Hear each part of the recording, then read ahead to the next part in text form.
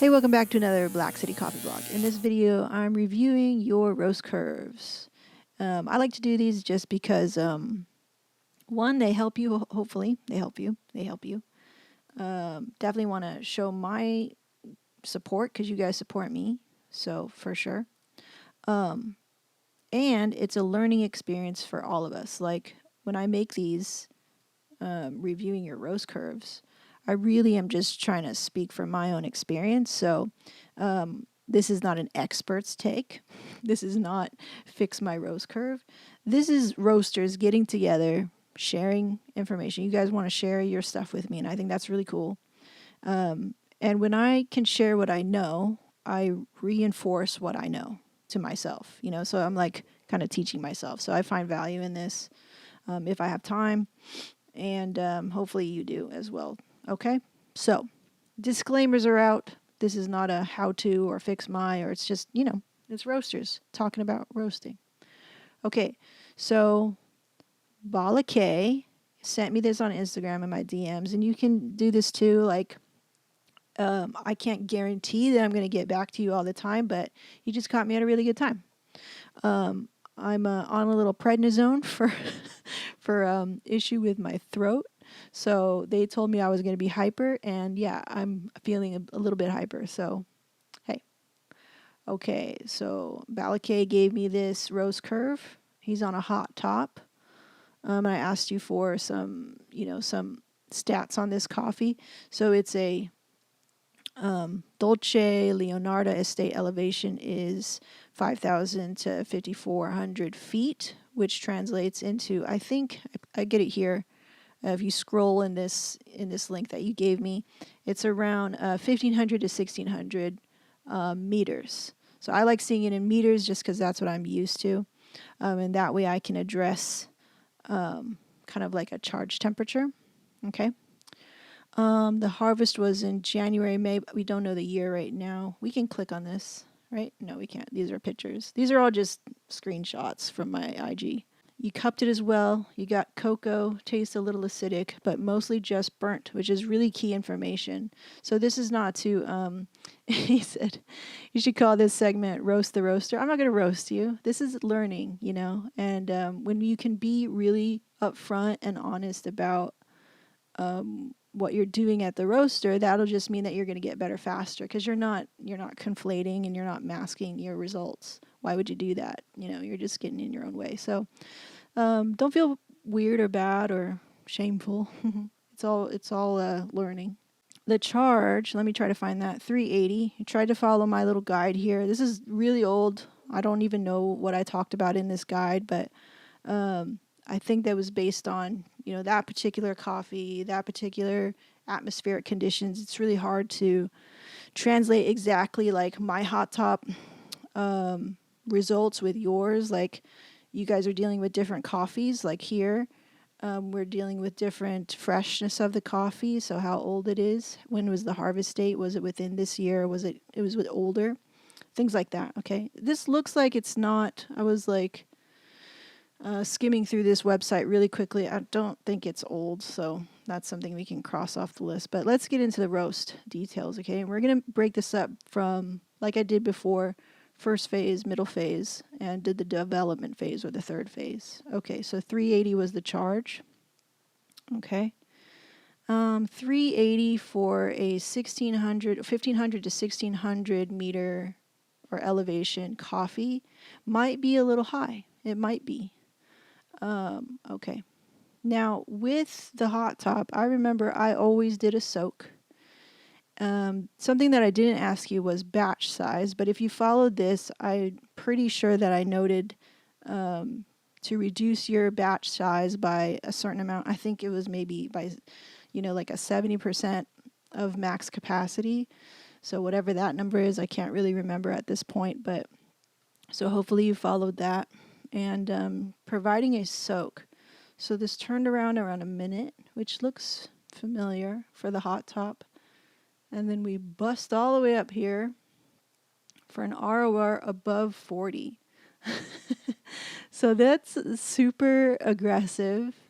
When we see this ROR just shoot up like crazy, it's not a bad thing, but I think On this scale, for this size machine, probably should max around, max, maybe around 30, maybe 27, something like that. So we're definitely getting a lot of energy up front, and which we see that we're going to turn around at 58 seconds, and then we're going to start to bottom out, not bottom out, but start to, we don't have any, okay, here's the burner.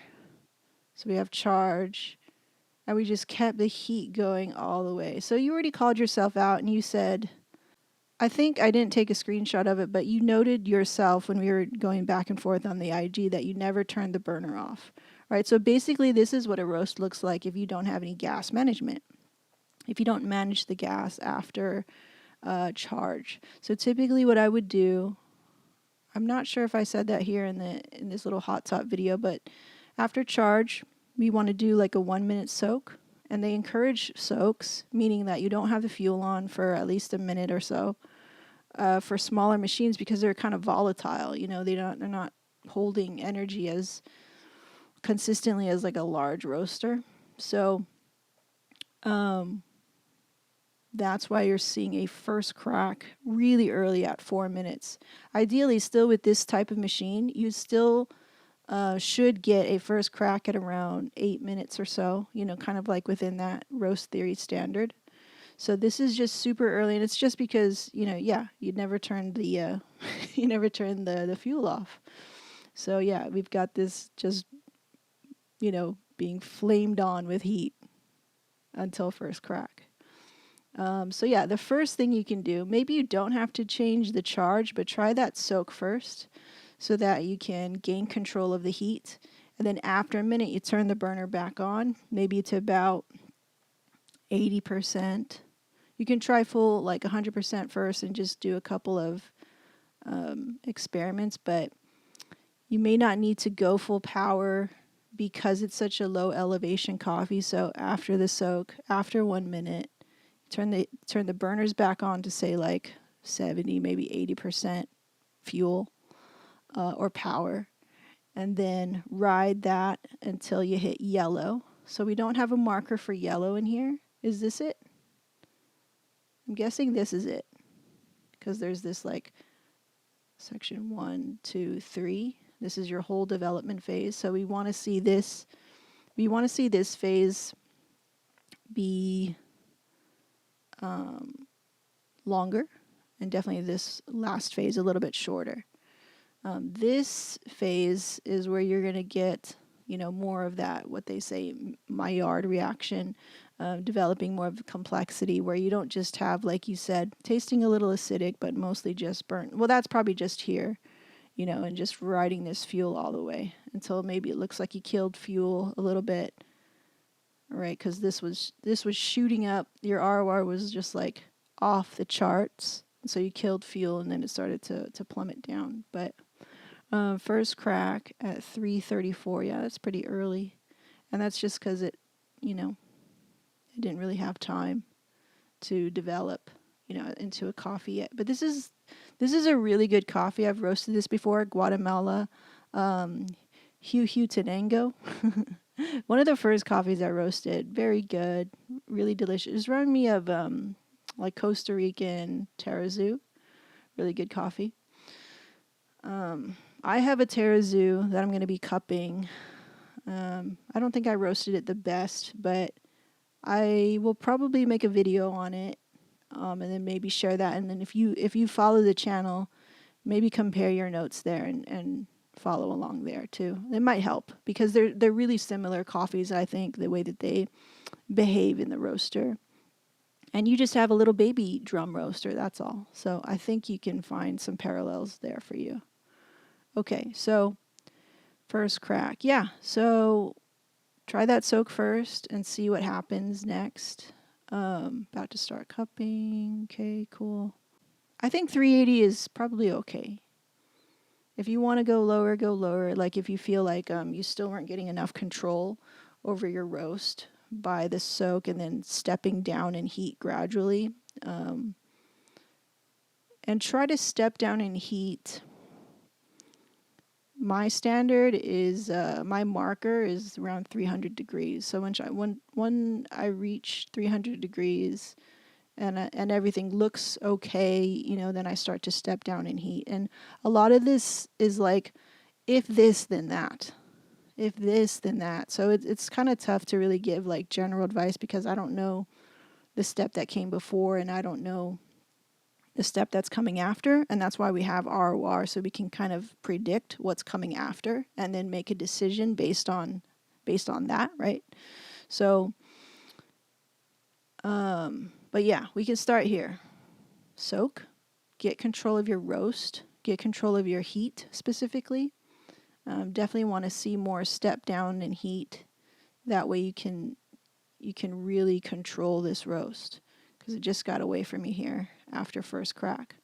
So we'd want to see next time you try this, if you still have some green, I really encourage, if you don't have any, go buy it again, give it another shot. And maybe 410, 450, something like that will be your green to yellow transition, and mark that. And besides just relying completely on artisan, is to also, along with artisan, take some real notes. Take all the notes that you're doing in between here in the middle phase when you're stepping down in heat, because that stuff I don't know if you can easily track it. I mean, yeah, you have the burner here, so yeah, maybe you could, and you could see that easily. But definitely would want to have more copious notes in the learning phase as you're just trying to get from one phase to the next. More notes wouldn't hurt you. And then extend your first crack into be 8 minutes 10 or something like that. Like, see if you can just double the length of this. And then when you drop, we have a 45% development. That's what the burnt is coming from. So we're just basically cooking the outside a little too much, and the inside's not cooked at all. And that's why you do get a hint of cocoa, a little acidic. That's the underdevelopedness of the coffee. And then just mostly burnt is because of this here. So just super long after first crack. After first crack, we're developing the coffee now. So if we have 3 minutes of that when we haven't developed the coffee yet, then it's going to taste quite burnt, quite almost carbony maybe. Not carbony, maybe just really, really roasty and underdeveloped, but that's okay. We gotta just learn. And then you had a dropping temp at around 431. Yeah, so pretty hot, pretty burnt for, what I'm guessing you were going for. It was a light roast. A light roast temperature is going to be anywhere from like 380 to 400 degrees, maybe 410 or something like that, depending. So yeah, you're definitely over that, and that's what that burnt taste is coming from. And this is really good because when you do a roast like this, which is kind of a mulligan, it's like, oh, definitely got to do this over. Definitely went too fast. You have contrast. You have now kind of like an anchor of what not to do. So it's not bad, it's all really good data for you as a roaster. Anyway, I hope that helps. Give it another shot. If you do give another shot, send me your next curve and see how you improved just with making that soak adjustment. And I would see if a soak was here, I'd see this fuel basically be off in the first part of your roast. So you would reach 380, right? You'd charge, you'd kill the gas, or you kill the fuel, and then you wait a minute, and you turn it back on. All right, just see what that does. Like, see if that gives you a lot more control into yellow or dry end. Mark that. I would like to see like a DE. It'll say DE here for dry end. For artisan, I'm pretty sure that they mark it that way, somewhere in between here. And then we get to first crack at around 8 minutes-ish, somewhere in there. And then ride it out for another 2 minutes or so. So try to go for like a 4 minutes, or 40%, 20%. And just try to go for that standard thing first. And once you can kind of reach the standard, then you can deviate and start modulating it to pull out different flavors and stuff and be like, oh, I think, I want it to be sweeter, or I want it to be brighter, or whatever it is. Okay? All right, cool. That was fun. Anyway, hope that helps. If you guys want to send me your rose curves, again, I can't guarantee I'll answer all of them, but I like this when you have all the information for me and you have, you gave it a pretty good shot. You can send that to me on IG in my DMs. Alrighty. Have a good one. See you in the next one. Bye.